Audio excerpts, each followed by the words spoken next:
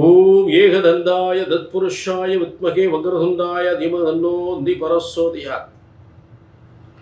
குரு பிரம்மா குரு விஷ்ணு குரு தேவோ மகேஸ்வரராய. Next gen நேர்கள் அனைவருக்கும் கோடான கோடி நமஸ்காரங்களை தெரிவித்துக் கொள்கிறேன். இந்த நிகழ்ச்சிக்கு ஆதரவு தந்த உங்கள் அனைவருக்கும் மீண்டும் பல கோடான கோடி நன்றிகளையும் தெரிவித்துக் கொள்கிறேன். தொடர்ந்து ஆதரவு தாருங்கள். தொடர்ந்து எல்லாருக்கும் சப்ஸ்கிரைப் பண்ணுங்க, ஷேர் பண்ணுங்க. நிகழ்ச்சிக்கு ஆதரவு கொடுத்தவங்க உங்கள் அனைவருக்கும் மீண்டும் நன்றி தெரிவித்துக் கொண்டு, இப்போ பங்குனி மாத பலன்கள், அதாவது தமிழ் மாதம் சித்திரை முதல் பங்குனி வரை. அப்ப இந்த தமிழ் வருடத்தின் இறுதி மாதம் பங்குனி மாதம், தமிழ் வருடத்தின் இறுதி மாதம், விசுவாச ஆண்டின் இறுதி மாதம் முடிவடை போகின்றது. இந்த பங்குனி இறுதி மாதத்தில் என்ன ஒரு விசேஷமான ஒரு அமைப்பு நடந்திருக்கிறது அப்படின்னு பார்த்தோம்னா, காலப்புருஷ தத்துவத்துக்கும் 12ஆம் இடம், தமிழ் வருடத்திற்கும் இறுதி மாதம் 12ஆம் மாதம் ஆக இரண்டும் இணைந்து அங்கே சனி பெயர்ச்சி ஆயிருக்கின்றது மீனராசியில். காலப்புருஷ தத்துவத்துக்கும் 12ஆம் இடம் மீனராசி.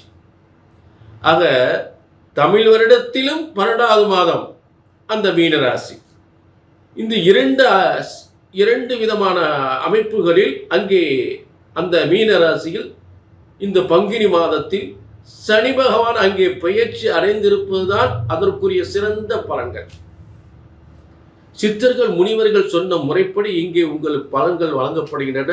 பிரம்மனால் உங்கள் தலையெழுத்து எழுதப்பட்டிருக்கின்றது என்பதை மட்டும் மறந்து விடாதீர்கள். பிரம்மனால் உங்கள் ஒவ்வொருவரின் தலையெழுத்து கர்ம வினைப்படி உங்கள் யோகங்கள், உங்கள் பிறப்பின் யோகங்கள் பிரம்மனால் எழுதப்பட்டிருக்கிறது என்பதை மறந்து விடாதீர்கள். ஆக ஜோதிட சாஸ்திரம் பிரம்மனால் படைக்கப்பட்டது. ஒரு ஜோதிடத்தின் பலன் அல்லது நான் சொல்லக்கூடிய பலன் சரியா நடக்கல அப்படின்னு ஒன்றும் உங்க ஜாதகம் தப்பா இருக்கணும், இல்லாட்டி ஜோசியர் நான் தப்பா இருக்கணும். அந்த தவறு இங்க ஒருபோது வரக்கூடாது. புரிஞ்சுட்டீங்களா? ஒருபோது வரக்கூடாது.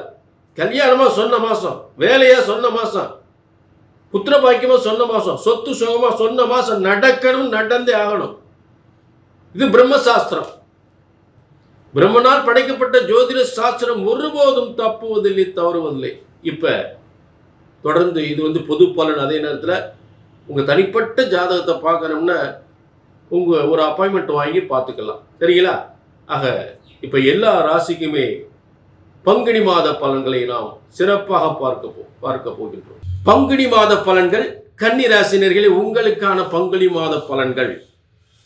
இப்ப இந்த கன்னி ராசிக்கு இந்த பங்குனி மாத பலன்கள் என்ன சிறப்பு அப்படின்னு பார்த்தோம்னா, இப்ப உங்களுடைய 2ஆம் அதிபதி, தனஸ்தானாதிபதி சுக்கிரன், பாக்கியாதிபதி 2-9க்குரிய சுக்கிரன் 7ஆம் இடத்தில் உச்சம் பெற்றிருக்கக்கூடிய ஒரு அமைப்பு. உச்சம் 7ஆம் இடத்துல உச்சம். அப்ப இந்த 7ஆம் இடத்துல உச்சம் அப்படின்னா கணவன் மனைவி இவர்கள் இருவருக்கு யாராவது ஒருத்தருக்கு நல்ல வேலை வாய்ப்பு, வருமான முன்னேற்றம், வெளிநாட்டு வேலை வாய்ப்பு. அதாவது 7ஆம் இடத்துல சனி இருந்தா கணவன் மனைவி யாராவது ஒருத்தர் பிரிக்கக்கூடிய, தொழில் ரீதியாக பிரிக்க வேண்டிய சூழ்நிலை ஏற்படுமே தவிர, சில பேருக்கு கொஞ்சம் பிடிவாதம் இருக்கலாம். அந்த பிடிவாதத்தை விட்டு கொடுத்தாலே கணவன் மனைவி வாழ்க்கை மகிழ்ச்சி ஆயிரும்.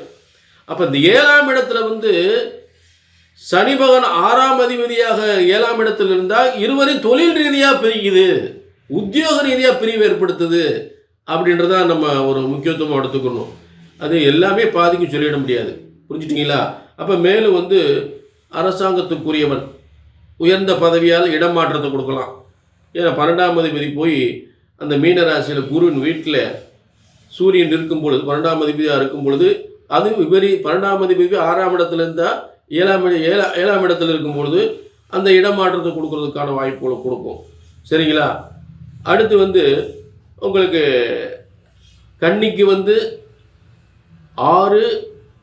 6ஆம் அதிபதியாகி 7ஆம் இடத்தில் இருக்கிறது தொழில் ரீதியான மாற்றத்தை ஏற்படுத்தக்கூடியது. அதில் சந்தேகம் இல்லை. இப்போ சனிபான் மட்டும் தனியாக இருக்கிறான்னு வச்சுக்கோங்க, கொஞ்சம் பிரச்சனைகள் அதிகமாகும். இப்போ சனிக்கு பிடித்தமான ஒரு சுக்கிரன் நமக்கு ஒரு பிடிச்ச ஆள் கூட வந்து வேலை பார்க்கும்போது லைஃபே மாறி போயிடும். அவன் இருந்தால் தான் எனக்கு சரியாக வரும், அவன் இல்லைன்னா எனக்கு இந்த வேலையை ஓடாது. அப்போ அப்படிப்பட்ட சனிக்கு ரொம்ப பிடித்த சுக்கிரன் இருக்கும்போது கன்னி ராசியுடைய வருமானம், உத்தியோகம் டாப்பில் போயிடும், பிரமாதமாயிடும். எந்த பிரச்சனையும் இல்லை, கண்டிப்பாக மாறிடும், அதில் எந்த மாற்றமும் இல்லை. புரிஞ்சுட்டீங்களா? அடுத்து உங்களுக்கு 10ஆம் இடத்துல இருக்கக்கூடிய குரு. அப்போ 10ஆம் இடத்துல இருக்கக்கூடிய குரு உங்களுக்கு என்ன, உங்களுடைய 4ஆம் இடத்தை பார்க்குறாரு. உங்களுடைய 4ஆம் இடம் கல்வி, வீடு, இடம் சம்பந்தப்பட்ட அந்த வாகனங்கள், வண்டி, வீடு, வண்டி, வாகனங்கள், இந்த சம்பந்தப்பட்ட இடங்களை பார்த்துக்கிட்டு இருக்காரு. உயர்கல்வியை பார்த்துக்கிட்டு இருக்காரு. அடுத்து பார்த்தீங்கன்னா உங்களுக்கு 6ஆம் இடத்து, அதாவது நீங்கள் வாங்கக்கூடிய கடன் பிரச்சனையை தீர்ப்பதற்காக அங்கேருந்து அதை 6ஆம் இடத்தை பார்க்குறாரு. வம்பு வழக்குகளை, பிரச்சனைகள் உருவாகாமல் இருக்கிறதுக்கு அவர் பார்க்குறார். அப்போ 6ஆம் இடத்தை பார்க்கும் பொழுது கண்டிப்பாக தொழில் ரீதியான ஒரு பிரிவு கணவன் மனைவிக்கு ஏற்படுமே தவிர மற்ற எந்த பாதிப்பும் ஏற்பட போவதில்லை. இந்த பங்குனி மாதம் என்பது கன்னி ராசிக்கு 2ஆம் அதிபதி பாக்கியாதிபதி உச்சம் பெற்று இருக்கக்கூடிய சிறந்த பங்குனி மாதமாக, செல்வத்திலும் பதவியிலும் உத்தியோகத்திலும் சிறந்து விளங்கக்கூடிய மாதமாக அமைந்திருக்கிறது. இது வந்து பொது பலன். கன்னிராசினர்களே, உங்கள் தனிப்பட்ட ஜாதகத்தை பார்க்கணும்னா கீழே நம்பர் இருக்குது, நோட் பண்ணிக்கோங்க, ஒரு அப்பாயின்மெண்ட் வாங்கிக்கலாம். சரிங்களா? சூப்பர்.